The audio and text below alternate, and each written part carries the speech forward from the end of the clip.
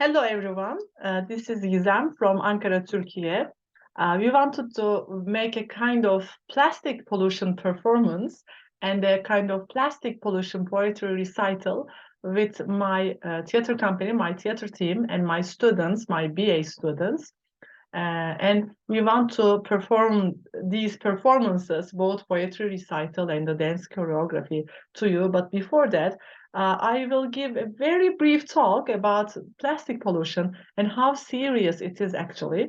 I also have a PowerPoint presentation that I want to show. I'm sure we're all familiar with the idea of this great Pacific garbage patch, which is horrible, which we must all, react against. But this is the reality of our time, unfortunately. And I want to talk about plastic very briefly. Uh, we kind of know that 40 million tons of plastic are produced a year. And only 40 or 50% is used for packaging industry and only 90% can be recycled.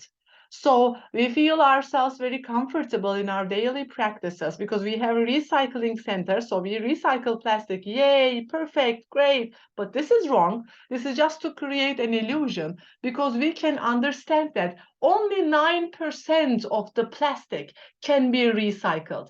And you can just do it twice. You cannot do it eternally, actually. You can just do it twice, do the recycling thing. So, okay, we have that recycling, so we don't have to worry about the physical environment anymore. No, it is a wrong illusion that we have, actually. And we can also know that 20 million tons of plastic are going to sea each year. I mean, this is a horrible this is a huge amount of plastic actually. As a result, we have Great Pacific Garbage Patch killing everyone. Not only killing everyone and every human being and every non-human being, it also, changes our anatomy because of all this microplastic stuff whose detail I will not give now because it will be a kind of subject matter for another talk actually, because we are indeed eating plastic, we are breathing plastic. And let me give just one example. If I'm not wrong, they are just making a kind of fabric, a kind of cloth out of recycled plastic, which is something good. Yes, perfect. So they are making jeans out of those recycled plastics. So eco-friendly jeans, we should all buy them, which are more expensive, obviously. But once you wash it in the washing machine, it even releases much more microplastic to the ocean. And the systems cannot refine all those microplastics, so the rest goes to the sea. So literally what we wear comes to our table, or what we wear is in our body. It's not only in the fish that we eat microplastic, it's also in the salt, for example. So we should be really careful because this material cycle is inevitable. So what you do now, although it seems so eco-friendly, it's not that eco-friendly, and we should be aware of all these practices actually. So this is Turkey, this is our country, and we know that in the area from Antakya to Antalya, which is the southern part of Turkey, 31 kilos of plastic are washing up on the shore. Plastic is a very light material. One bottle is just 10 grams.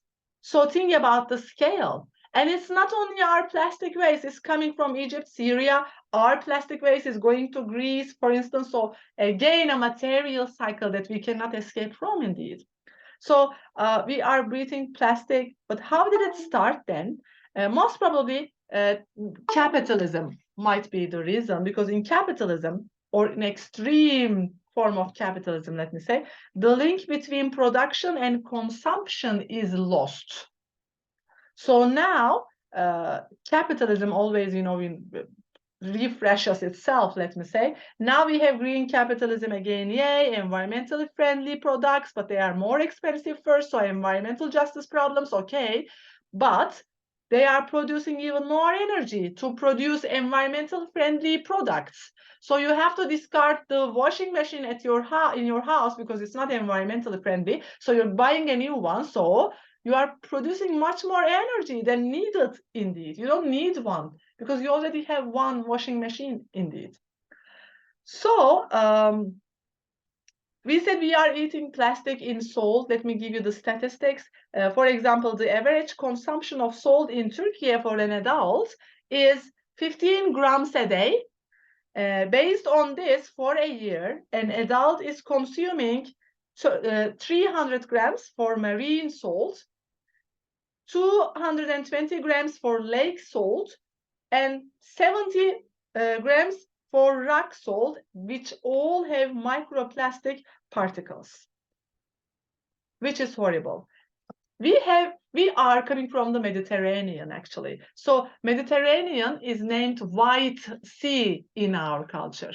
Here I have the fisherman of Halicarnassus, who gives us why we Anatolians name the Mediterranean as White Sea, because the Mediterranean is filled with all life forms in the sea, actually. Life boils there because of the milky, milk stifles and the egg and all the, new life forms.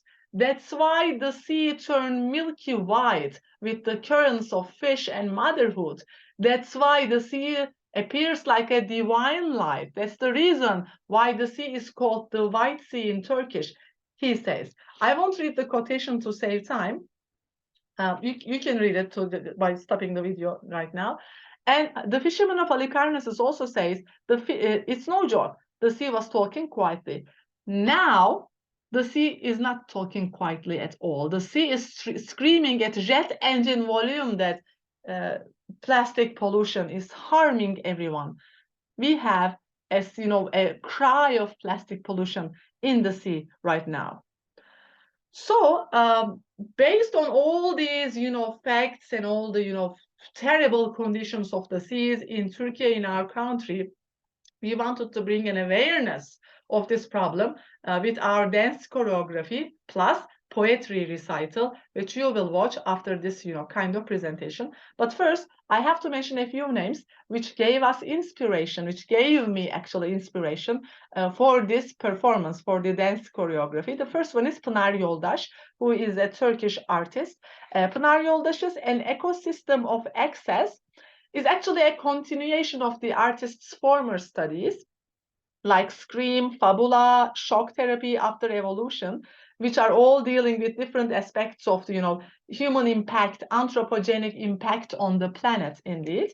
Here in An Ecosystem of Access, what gave me inspiration actually is how Pınar Yoldaş tackles this situation. And Pınar Yoldaş makes up some words, and she also makes up some new species who are evolving based on their ability to consume plastic. So she gave me the idea that we are indeed evolving by the plastic we are consuming. So she names a new word, and she says these creatures that she made up, these are the new species, actually evolved species, these creatures are plastivore, she says, which is genius in my opinion. So we are evolving to be plastimore more and more each day, it seems. So the first one is Pacific balloon turtle. This turtle evolved based on the balloon that this turtle is digesting, because balloon pollution is serious in the sea. And it is inevitable that the turtles will evolve in this way in order to survive, right? Because this is now the plastic pollution. That is the reality of life, actually. So apart from that, Pınar Yoldaş also creates other, kinds of evolved creatures, let me say. Another very striking one was Panton birds. Here, Pınar Yoldaş asks this question: what if the red dye from a Coca-Cola bottle cap inside a seabird got into its bloodstream and affected its DNA, so the color of its feathers changed? So you see here an exhibition of different colors, evolved colors, because the dyes from the bottle caps got into the bloodstream of the creatures, actually. So their feathers changed based on which bottle cap that they digested indeed, which is also very, very clever. Let me see. Another one is transchromatic eggs. Transchromatic eggs lays its egg at the bottom of the ocean where the plastic debris sinks, actually. So in the darkness of the ocean, they are trying to, they are trying to be born to get a new life form. So back then, in the fishermen of Halicarnassus, it was the milky, divine, light Mediterranean, but now they are being born in the, in the heart of plastic pollution, because at the bottom of the ocean, in which we had the plastic debris, actually. So there is this colorless plastic pellets. The eggs turn white in order to stay concealed from other plastivore predators. So everything is actually highly thought on. That's why I admire this work. Another aspect that I want to highlight in Pınar Yoldaş's An Ecosystem of Excess is that she also makes up some organs for the plastivore. This is a kind of stomach that he, made up for the plastivore, a digestive organ for the plastivore. And I think in this stomach, stomaximus, there is various bacteria specialized in digesting 16 types of plastics. So this stomaximum evolved to be able to digest 16 different types of plastics, which is, genius in my opinion. Another one, petronepros, a kidney-like organ for the plastivore. Again, this organ can filter out toxic plastic residues from their circulatory system. So, for example, BPA or the other, very harmful plastic, let me say, residues. Another one, E-plastoceptor or P-plastoceptor. These organs help organisms identify and detect the plastics, the most common plastics that are found in the sea, actually. So Pınar Yoldaş's project was very inspiring for us. It gave an idea about the evolution of a new type of humanity based on plastic pollution, actually. Another one, and the last one actually, that gave us inspiration was this one, the 16th Istanbul Biennial and the theme of seventh continent. The seventh continent is the plastic continent, of course. There was this guy, as you can see in the slide. There is also a video on YouTube, a kind of 3 or 4 minute video you can find easily. This guy is the representative of the seventh continent. He is the authority of the seventh continent, and he is just a plastic bag, as you can see. And in this show, he just, comes to Istanbul by plane, and the authorities, the government authorities, they welcome the plastic one, and the plastic one delivers speeches to the humans and saying that, thanks to you, we are growing bigger and bigger each day. So thank you so much. Thanks to your efforts, we will grow richer and we will grow bigger each day. So please don't stop using plastics because we need you, our humans. This is the core idea of the talk, actually, that he delivers as the authoritative name of the seventh continent, which is the plastic, actually. So these 3 works were very influential on our imagination while we're creating this dance choreography. Also, my BA students, I teach in the Department of English Literature. My BA students also wrote poems in relation to plastic pollution, and we went to Ulus, in which our university is located, actually. So we went to the abundant places in Ulus, and so we filmed a kind of video, a documentary of Ankara, Ulus, let me say. So over those images, over those videos that we recorded together, you will listen to the poetry recital coming from my students. I'm very proud of them. I'm also very proud of my team, my theater team.